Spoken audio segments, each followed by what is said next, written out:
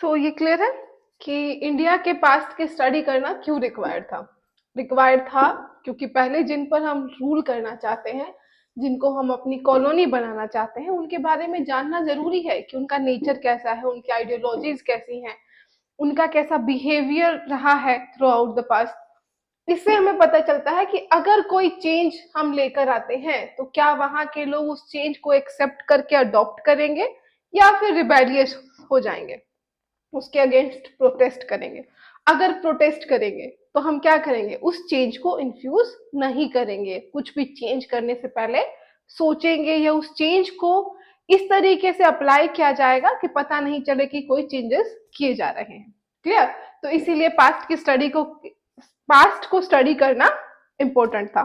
ठीक है, तो इसलिए इंडिया के लिटरेचर को उन्होंने ट्रांसलेट कराना शुरू कर दिया था। तो जो फर्स्ट क्वेश्चन यहाँ पर है, why the study of past is required for the Britishers, तो जो आंसर होगा क्वेश्चन नंबर 1 का वो क्या होगा, to know about India, India and the mindset of Indians.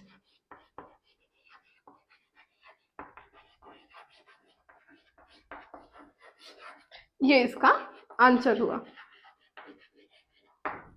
मतलब इंडिया को जानने के लिए और इंडियंस के माइंडसेट को जानने के लिए इस चीज की जरूरत थी कि वो इंडिया के पास्ट को खंगाले, इसका जो इतिहास है, जो हिस्ट्री है, उसके बारे में जाने, इंफॉर्मेशन कलेक्ट की जाए और ये जाना जाए कि यहाँ के लोग कैसे हैं, इनके ऊपर रूल किस तरीके से किया जाएगा कि सक्सेसफुल रहेगा, क्या तरीका होना चाहिए हमारा।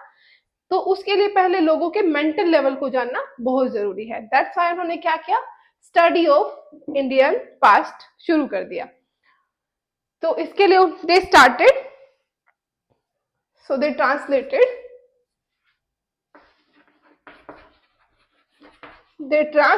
इंडियाज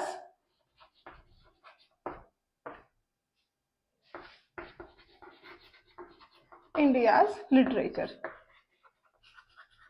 ठीक है, दूसरा जो क्वेश्चन है यहाँ पर, how did history of India was divided.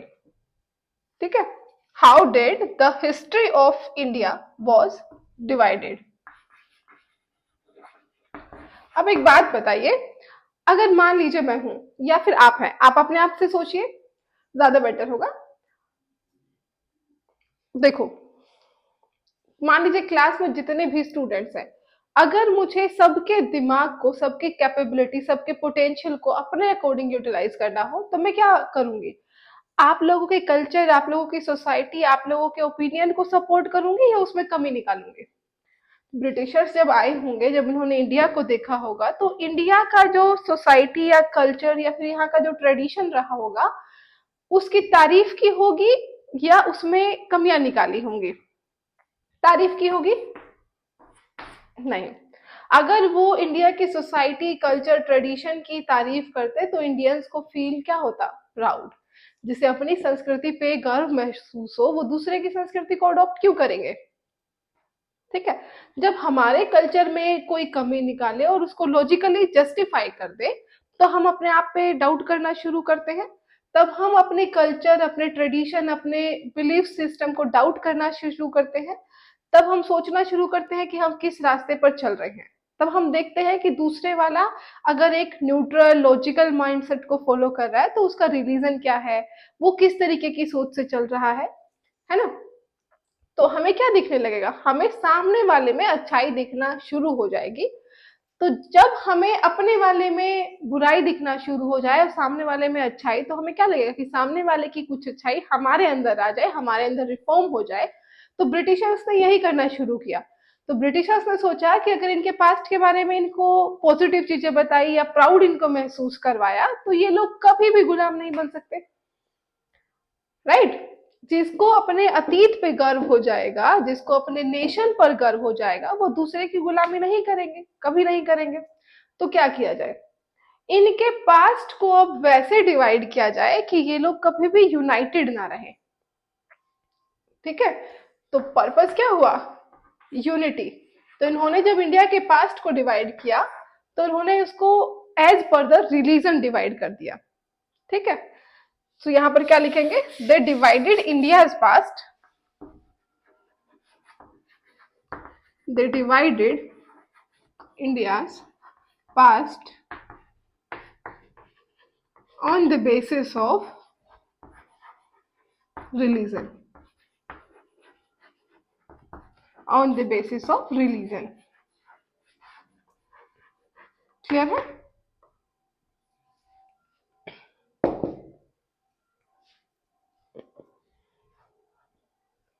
देखो, इसमें ये भी सच्चाई है ना कि हमारे पास्ट को रियलाइज जो है वो करवाया उन्होंने ही, उसको ट्रांसलेशन करके लोगों के सामने उन्होंने ही लाया, आर्कियोलॉजिकल रिसर्च करके हमारे पास्ट को प्रेजेंट में लेकर आया या फिर उजागर किया, तो ये सब किया उन्होंने हाईलाइट, लेकिन इसके पीछे जो पर्पस था वो उनका अपना था।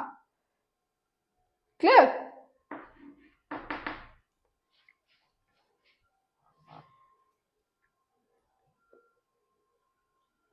अब देखो, हमने जो पॉइंट लिखा यहाँ कि they divided India's past on the basis of religion, अब हम इसको जस्टिफाई करते हैं।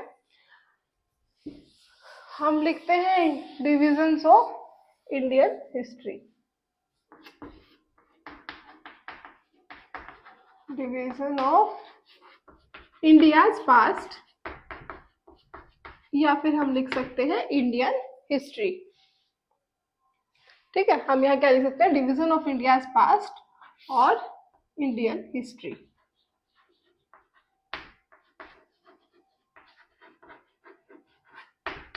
ठीक है, तो जो ब्रिटिशर्स इस इंडियन पास्ट को या फिर इंडिया की हिस्ट्री को डिवाइड कर रहे थे, तो उनको तीन उसके भाग दिखाई देते हैं। जो इंडिया का जो पास्ट है उनके तीन तरीके के स्ट्रक्चर दिखते हैं उनको। लेटेस्ट कौन सा है?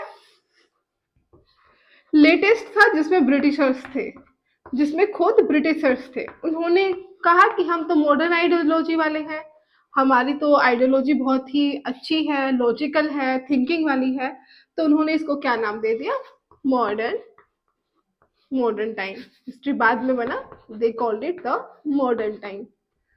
ठीक है, या फिर कह सकते हैं मॉडर्न रूल, कि कैसा रूल हो रहा है, मॉडर्न रूल हो रहा है, जिसमें आइडियोलॉजीज कैसी है, मॉडर्न है, पहले मोनार्की होती थी, अब हम डेमोक्रेसी वाले हैं। ठीक है, हमारे यहाँ तो ब्रिटेन में डेमोक्रेसी है, तो उन्होंने क्या जस्टिफाई किया कि हम तो मॉडर्न टाइम वाले हैं। ठीक है, मॉडर्न का मतलब होता है रीसेंट, लेटेस्ट आइडियोलॉजी। क्लियर?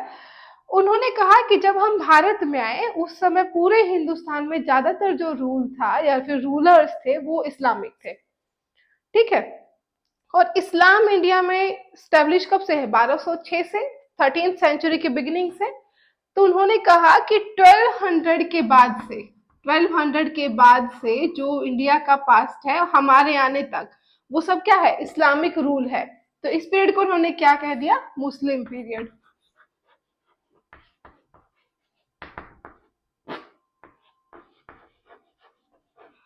इसके आने के पहले का जो रूल था, इनके शुरू होने से पहले का जो रूल था वो क्या था, हिंदूज ज्यादा थे, हिंदू की मेजोरिटी ज्यादा थी, हिंदू रूलर्स की मेजोरिटी ज्यादा थी, तो उन्होंने इसको नाम दे दिया हिंदू। उन्होंने कहा कि इंडिया के जो पास्ट को पढ़ना चाहिए हमें, वो इसी तरीके से पढ़ना चाहिए। ठीक है, तो उसमें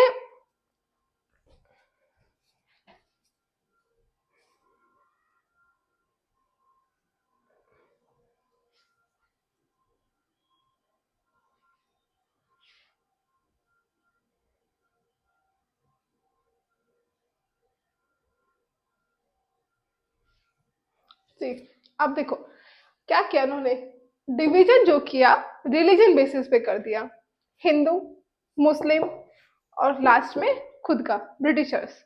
अब क्या हुआ, इस पे बुक वगैरह लिखनी शुरू हो गई। अब इस आइडियोलॉजी को, ये जो आइडियोलॉजी थी, जो कौन बना सकता है ऐसी आइडियोलॉजी, जो ब्रिटिश हिस्टोरियन थे, जो इंडिया के पास्ट को इस तरीके से डिवाइड कर रहे थे। क्योंकि उनको यहाँ रूल करना था, तो उनको डिवीजन क्रिएट करना था। ठीक है, तो जो वेस्टर्न हिस्टोरियन या फिर जो अदर हिस्टोरियन होंगे, मेनली यूरोपियंस, ठीक है, मेनली ब्रिटिश, वो क्या कभी भी इस चीज को एक्सेप्ट करेंगे कि हमने किसी देश को गुलाम बनाया? अगर ये बात वो ओपनली बोलेंगे तो लोग उनसे सवाल पूछेंगे कि फिर कैसी सिविलाइजेशन थी आपकी, कैसे सिविलाइज्ड लोग थे आप? तो एक तरीके की डेमो, एक तरफ आप डेमोक्रेसी की बात करते हो, ह्यूमन राइट की बात करते हो, और यहाँ पर ह्यूमंस को आपने, लोगों को गुलाम बनाकर रखा।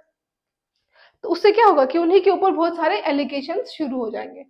तो उन्होंने क्या किया कि जहां पर हमने रूल किया वहां पर अनसिविलाइज्ड लोग रहते थे, वहां अनसिविलाइज्ड लोग रहते थे, इसीलिए हमारे ऊपर बर्डन था कि हमें उन लोगों को सिविलाइज्ड करना पड़ा। हाँ हाँ, खोलो ना, खोलो यार, खुला हुआ है। मैं सभी सर लोग को दे दिए, बच गया।